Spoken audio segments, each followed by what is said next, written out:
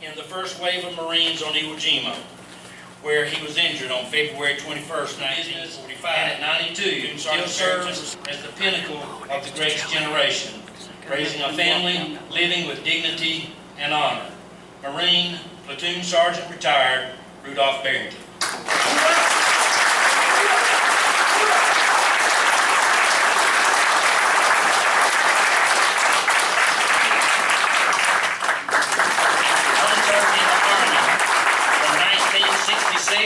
In 1972, received training from military police, airborne, pathfinder, mountain survival and ski patrol, combat medic, and others.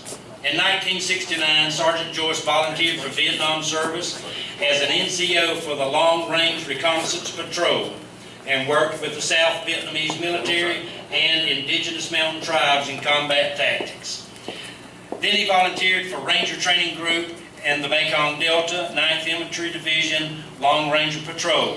In 1970, he was assigned to the 1st Cavalry Air Mobile Long Ranger Patrol, 75th Rangers. In 1971, was assigned to the 5th Group Special Forces as Tracker Pathfinder in Cambodia. Later that year, was assigned to the 75th Rangers, 1st Cavalry, Phuoc Vinh.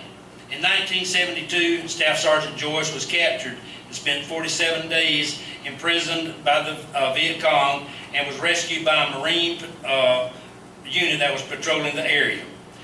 Staff Sergeant Joyce served a total of 38 months in a combat zone. Among his many awards are a Bronze Star with V for Valor, 2 Purple Hearts, Silver Star, French Palm Vietnamese for rescuing a French pilot that had crashed, and a POW award. Staff Sergeant Joyce received an honorable discharge in 1972. Staff Sergeant retired, Ermon Joyce.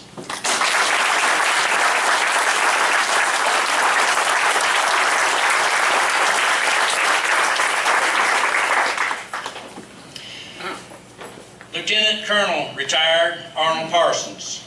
Mr. Parsons first entered the Army in 1957 as an enlisted member, working himself up to the rank of E6. He was honorably discharged in 1963. He then re-entered the Army in 1966 as an officer and attained the rank of major before being released from active duty again in 1972, and continuing to serve the Tennessee and Florida National Guard until 1990, and was promoted to the rank of Lieutenant Colonel. Lieutenant Colonel Parsons received a wide range of training from military schools and specialty training courses, including infantry officer and jungle operations, just to name a couple. Lieutenant Colonel Parsons is a highly decorated soldier, receiving the Army Commendation Medal, Combat Infantry Badge, a Bronze Star with a V for Valor, Purple Heart, Air Medal, and the Silver Star, and others. As an enlisted member and an officer, Lieutenant Colonel Parsons served 3 tours in Vietnam.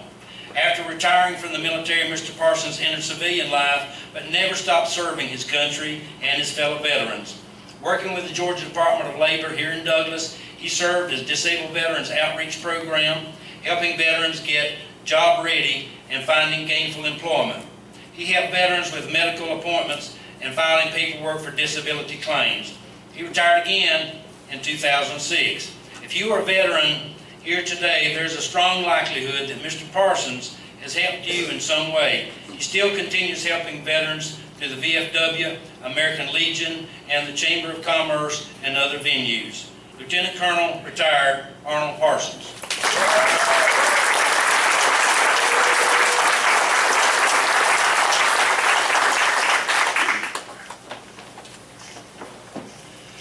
Captain, retired, Dr.William Wills, Jr.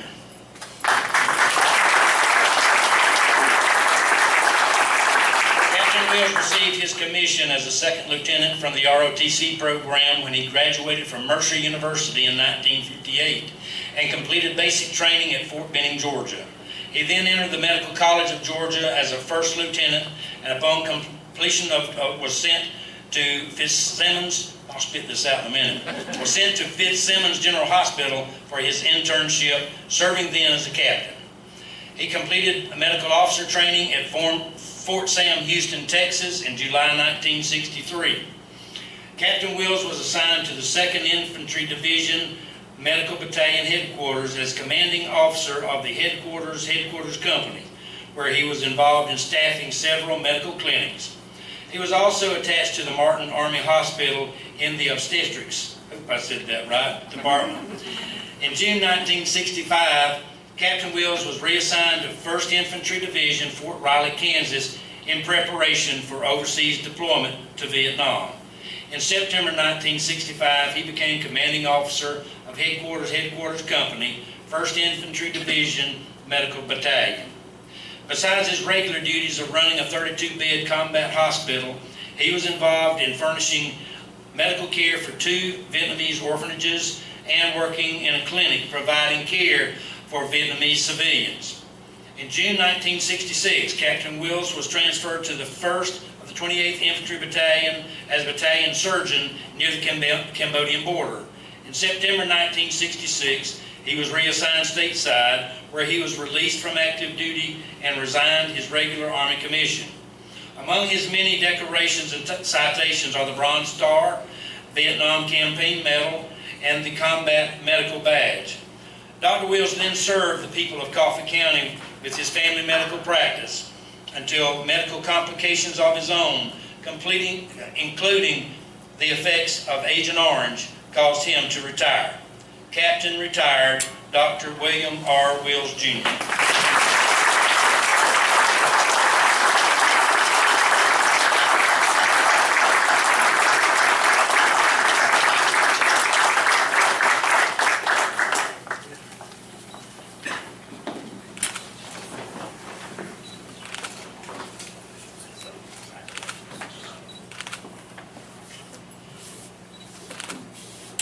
Congratulations, Doc. Thank you for your service.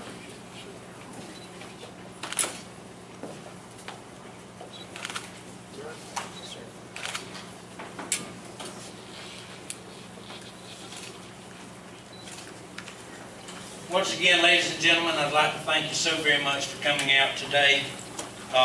Thank all of you veterans, friends, family that's joined us this afternoon. The Quilts of Honor Foundation, ladies, you're doing wonderful work, and we appreciate that. Thank all of our VFW and veteran organizations for coming and representing your group today. And Tricia, you have anything to add? Yeah, the quilts that were made from the Thomasville Sew Group, they will sign your quilts for you today. You're getting the honor of at least meeting the lady who made your quilt. So they are here, and they will be happy.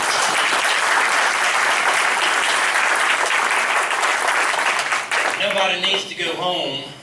We're going to hang around. We're going to have some visitation, some photographs, a few hugs, maybe a few old war stories, possibly a few tears. Who knows, what might happen. We have refreshments that are available, and please enjoy those. And unless there's anything else, that's...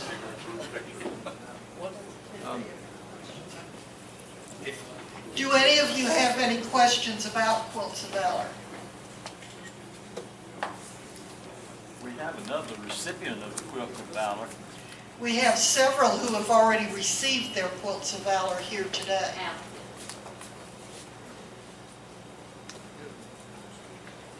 I will be here to talk with anyone who's interested in starting a sew group. Thank you. Hopefully, several of us can volunteer to start a sew group.